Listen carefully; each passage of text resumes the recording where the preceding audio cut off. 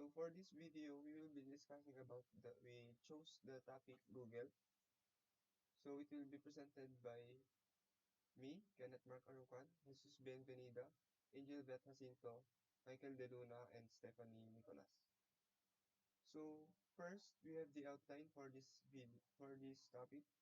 First, we have the overview, best practices for implementing core big data services, tools for automating data analysis, security best practices for big data solutions.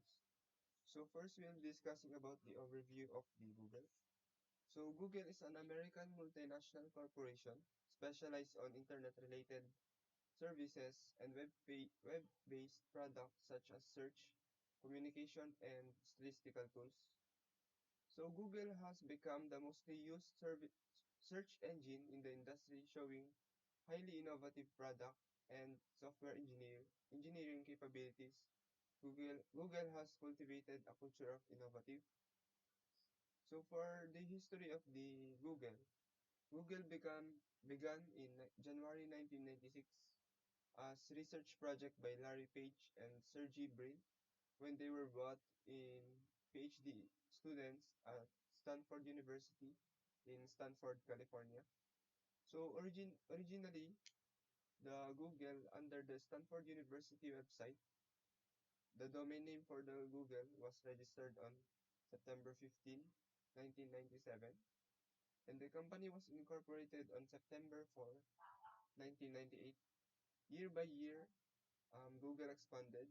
It introduced the Gmail in 2004, Google Maps and Earth in 2005, YouTube in 2006, Android operating system in 2007, Chrome in 2008, and lastly Google Plus in 2011. So the Google's mission is to organize the world's information and make it universally accessible and useful. So for the vision of the Google's vision is to make search engine so powerful that the people would find and understand every single thing in the world. Google believed that the most effective and ultimately the most profitable way to accomplish its mission is to put its needs for our users first. So first, provide the most relevant and useful search result possible. Provide the most relevant and useful advertising because ads should not be annoying interrupted.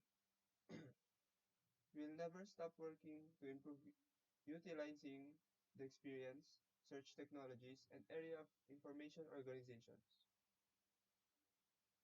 So for the industry of the Google, it belongs to the Internet Service Provider or ISP. The search industry is an ecosystem with a number of different companies, related technologies that together provide complete solutions for Internet and customer-facing content search.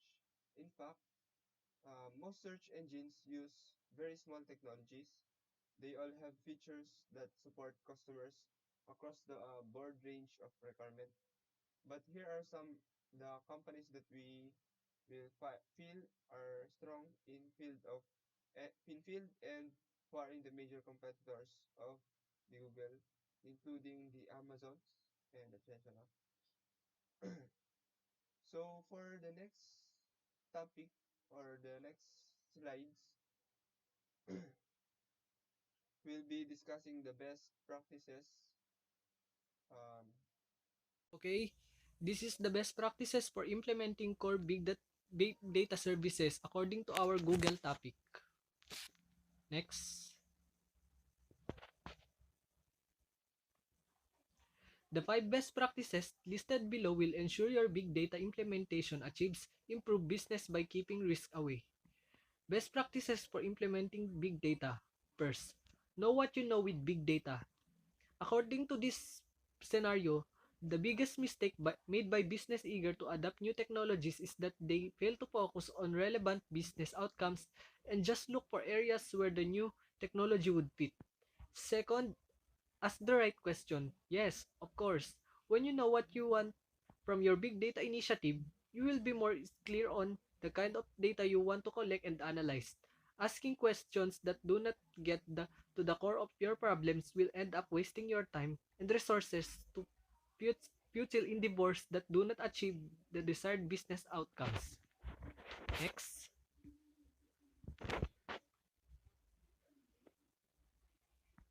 And the third one, collecting lots of data is a good thing, not a problem. Of course, yes. Many data scientists and analysts complain of feeling overwhelmed by data and see big data as part of the problem. For sure, you shouldn't swamp even experienced analytics professional with more data that they can comfortably take in and many sense of. Fourth, use the data visualization to enable data discovery and analysis. When working with an information at scale, our visual capacity is unmatched for making sense of it all. Even people who don't have the coding skills to write clustering algorithm or the ability to describe how it works can easily pick out a clutch of close data points in a chart generated by that algorithm.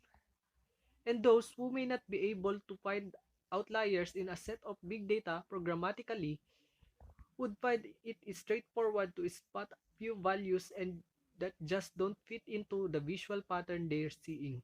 And last, iterate on structuring big data to match a specific application. By its nature, big data must be managed at scale, but you should also recognize that it's very diverse. For example, audio recordings of customer support calls might be stored in a big data environment, perhaps along with product images, relevant social media content, various types of documents, and more traditional data such as transaction and operational networks. So the next slide will continue to my other group mates.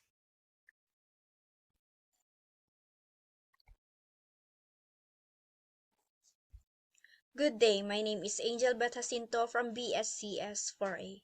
So our topic for today is tools for automating data analysis in Google. What is data analysis? Data analytics is the collection, transformation, and organization of data in order to draw conclusion, make prediction, and drive informed decision making. So data is a group of facts that can take many different forms, such as such as numbers, pictures, words, videos, observations, and more. Data analytics is the collection, transformation, and organization of these facts in order to draw conclusion, make predictions, and drive informed decision making. Companies need data analysts to sort through this data to help. So, types of data analytics: descriptive analytics, diagnostic analytics, predictive analytics, and perspective analytics.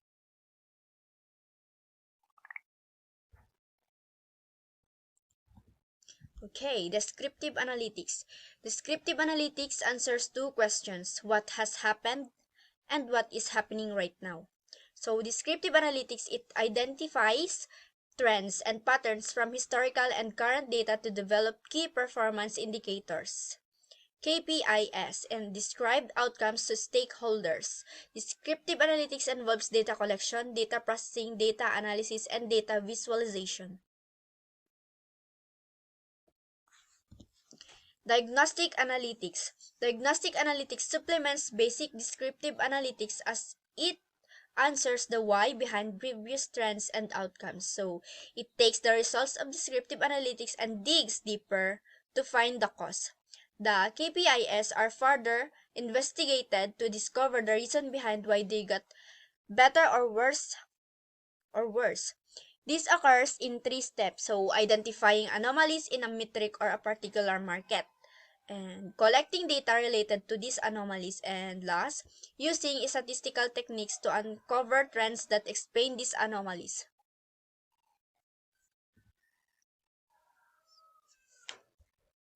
Okay, predictive analytics. Predictive analytics answer the question about forthcoming trends. What will happen in the future? So, it employs historical data to identify future trends and determine the probability of their occurrence. Predictive analytical tools apply statistical modeling, forecasting, and machine learning techniques to provide valuable insight into what may happen in the future.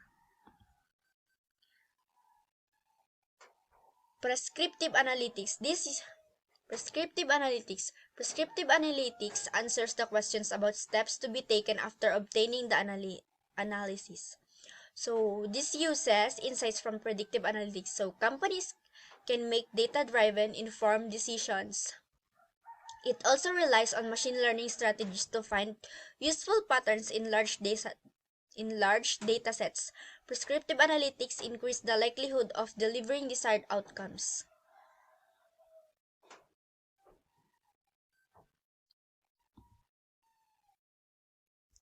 So, listed below are the 8 most important Google data analytics tools. Google Analytics, Google Search Console, Looker, Google Ads, Google Data Studio, Google Optimize, Google Surveys, and Google Tag Manager. Google Analytics. Google Analytics is one of the widely used Google data analytics tools. It is a free Google data analytics tools by Google marketing platform that provides statistical and analytical tools for tracking digital marketing campaigns. It is available for free of cost to anyone with a Google account. Google Analytics helps organize gauge the success of their campaigns, determine user traffic sources, track the completion of multiple goals, drive website traffic, discover patterns in user engagement, and catch visitors' information such as demographics. So, some of its features are data collection, monitoring, analysis, reporting, visualization, and integration with other applications. They include intelligence and anomaly detection, dashboards and charts for data visualization, data filtering and manipulation, predictive analytics, and etc. Uy, katiman pa lang ata! Nagwa ko nakitiki. Okay, Google Search. Google Search Console GSC is a Google data analytics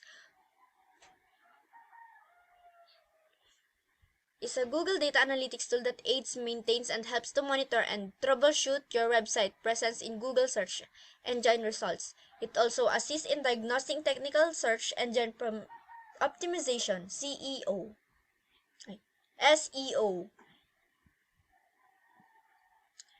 issues, understanding your most popular page, improving your ranking, and increasing organic traffic. Regardless of the website's platform, everyone can use Google Search Console for free. Google Search Console is like having a performance report for your website for tracking important key performance indicators. KPIs, like clicks, impressions, click-through rate, and average position on Google search engine results. Hindi na yung manok, matay kayo. Next, Looker. Looker is a Google data analytics tool that provides you big data analytics platform. It helps you to easily analyze and share real-time business analytics. Google completed the acquisition of Looker. Ninam nga manok! Google completed the acquisition of Looker in 2020 and it's now a part of Google Cloud. This powerful business intelligence BI tool is exception for being developed insightful data visualization.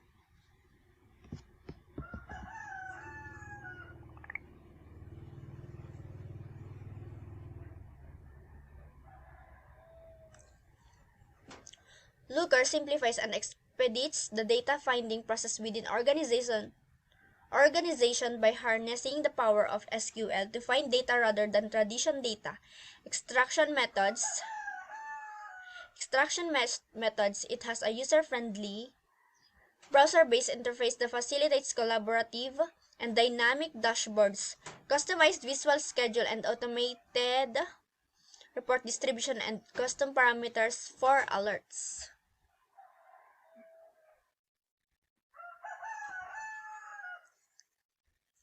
Google Ads in a Google data analytics tool that provides you an online advertising platform. It lets business show their ads and pay whenever a visitor clicks the ad. With Google Ads, companies get to display relevant ads to the right audience. You can target ads based on keywords, location, audience demographics, duration, and frequency of the day and devices. So, Google Ads also lets you track the actions taken by the audience. Businesses can view and manage multiple campaigns from the same account and conveniently make change to campaigns. Another advantage of Google Ads is that user can put constraints on maximum bids and daily budget so they don't spend more than they want to. Google Data Studio. Google Data Studio is a Google Data Analytics for Google Data Analytics. Google Data Studio is a Google Data Analytics tool for reporting metrics and data visualization. It can pull data from 12 platforms including Google Analytics, YouTube, Cloud SQL, etc. and present them in easy to share, easy to modify, and easy to read reports. There are various charts, maps, widgets, and graphs for efficient data visualization. The versatility of Google Data Studio makes it a popular choice. It helps businesses to make informed decisions and achieve their goals. You have access to unlimited widgets, dynamic reporting and sharing, free templates, and tutorials for training. Google Data Studio is absolutely free to use. Google Optimize. Google Optimize is a Google Data Analytics. Google Optimize is a Google Data Analytics tools that allows business to test and analyze the parts of their website that require improvement. It takes data from Google Analytics to identify improvement areas and turns them into insights so you can deliver significant results. Testing variation of your websites allows you to focus on areas that give better results and work best for your audience. Some features include A/B or ABN testing, split testing, multivariate testing, and server-side experiments. Google Surveys. Google Surveys is a Google Data Analytics tool that provides you a cost-effective platform. It helps marketers to evaluate trends and predict customer behavior. It makes consumer research easy and offers fast and reliable insights from genuine audiences. The tool is priced at a per completed response basis and on your target audience. The price will also vary if you have screening questions, length of the survey, target audience, and incidence rate. Google Tag Manager. Google Tag Manager (GTM) is another free Google Data Analytics tool that allows you to install and track tags on your website with no code. Google Tag Manager makes it easy for non-programmers to add and edit tags, triggers, and variables. Google Tag Manager saves time and makes it easier to troubleshoot tag errors. You can also export the tags, create your templates of commonly used triggers, tags, or use the built-in tags provided by the Google Tag Manager. So, Google Analytics allow you to make sense of the gathered data by converting into more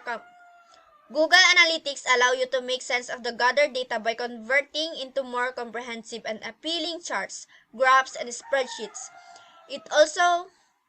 It allows you to effectively measure your web performance as you create relevant dashboards that are essentials for achieving business goals. That's all. Thank you. So this is Michael De Luna reporting. So for our next topics, which is security best practices for big data solution. So what is big data security? Big data security is a term for all the measures and tools used to guard both the data and analytics processes from attacks, thefts, or other malicious activities that could harm or negatively affect them. Much like other forms of cybersecurity, the big data variant is concerned with attacks that originate either from the online or offline spheres. So there are three big data security best practices. The first challenge is incoming data. The second is the data in storage, and the last is data that is being outputted.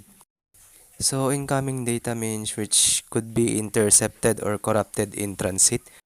And the second is the data in storage, which can be stolen or held hostage while resting on cloud or on-premise servers. The last is data that is being outputted, which seems unimportant but could provide an access point for hackers or other malicious parties. So next is why big data security is important.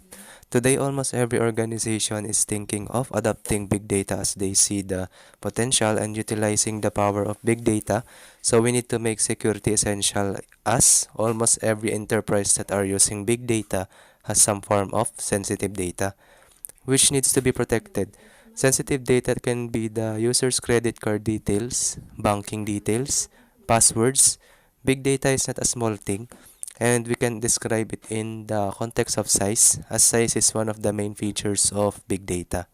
To secure it, someone can construct various strategies like keeping out unauthorized users and intrusions with firewalls, making user authentication reliable, giving training to end user training, and many others. What are the challenges in securing big data? So there are several challenges to protecting big data that can jeopardize its safety. It's important to note that these issues aren't limited to on-premise big data systems. They even have to do with the cloud. Take nothing for granted when hosting the big data platform in the cloud. With good security service level arrangements, the vendor needs to resolve these same obstacles. So these are the top 10 best practices for securing big data. So first is safeguard distributed programming frameworks.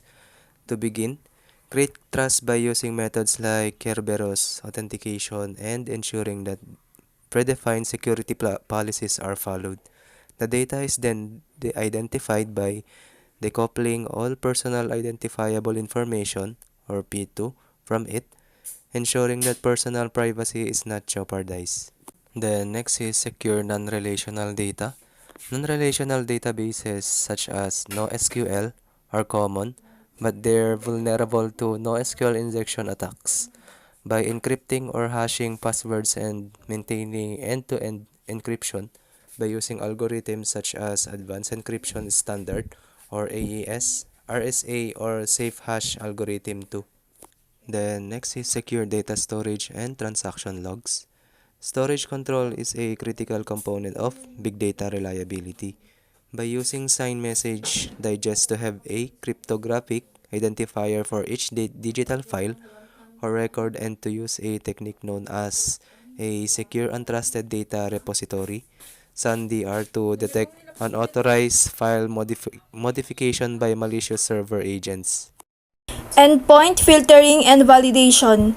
Using a mobile device management solution, you can use trusted credentials, perform resource verification, and link only trusted devices to the network.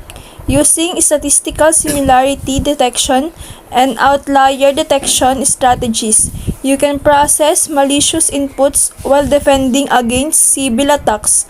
One person posing as several identities and ID is spoofing attacks. Real-time compliance and security monitoring. Organizations can use techniques like Kerberos, Safe Shell, and Internet Protocol protection to get a grip on real-time data by using big data analytics. It's then simple to monitoring logs, set up front-end security mechanisms like routers and server, level firewalls, and start putting security controls in place in the cloud network and application levels. Preserve data privacy. Employee awareness training centers on new privacy laws and ensures that information technology is kept up to date by using authorization processes. In addition, data leakage from different databases can be regulated by analyzing and tracking the infrastructure that connects the databases. Big data cryptography. Mathematical cryptography has improved significantly. Enterprises can run Boolean queries on unencrypted data by creating a method to scan and filter encrypted data, such as the Searchable Symmetric Encryption (SSE) protocol. Granular access control. The two main aspects of access management are limiting and allowing user access. The key is to create and execute a policy that automatically selects the best option in any given situation. Granular auditing. In big data protection, granular auditing is essential, particularly after a system attack. Organizations should develop a unified audit view following an attack and include a complete audit trail with quick access to the data to reduce incident response time. The integrity and security of audit records are also important. Audit data should be kept isolated from other data and safeguarded with granular user access controls and routine reporting. When configuring auditing, keep big data and audit data separate and allow all necessary logging. Data provenance. Each provenance metadata that big data applications produce. This is a different kind of data that requires special protection, creating an infrastructure authentication protocol that manages access and sets daily status alerts and constantly checks data integrity with checksums. What are the best big data security tools? Big data security should meet four critical criteria: perimeter security and authentication framework, authorization and access, data privacy, and audit and reporting. What are the best big data security tools? Authentication required for guarding access to the system, its data and services. Authentication makes sure the user is who he claims to be. Two levels of authentication need to be in place: perimeter and Indra cluster, Nox, Kerberos. Authorization required to manage access and control over data resources and services. Authorization can be enforced at varying levels of granularity and in compliance with existing enterprise security standards. Centralized administration and audit. It is required to maintain and report activity on the system. Auditing is necessary for managing security, compliance, and other requirements like security forensics ranger. How does Google handle big data? Google has found a way to stretch a data warehouse across multiple data centers. Using an architecture its engineers developed that could pave the way for much larger, more reliable, and more responsive cloud-based analysis systems called Google's Big Data Tool Mesa that holds petabytes of data across multiple servers. What security measures do Google use to protect data? Our data centers are protected with several layers of security to prevent any unauthorized access to your data. We use secure perimeter defense system, comprehensive camera coverage, biometric authentication, and a 24/7 guard staff. In addition, we enforce a strict access and security policy at our data centers and ensure all staff is trained to be security-minded.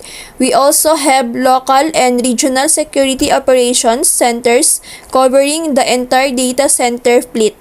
These SOCs monitor and respond to alarms at all of our facilities and are constantly tracking local and global events that could impact operations at our data centers.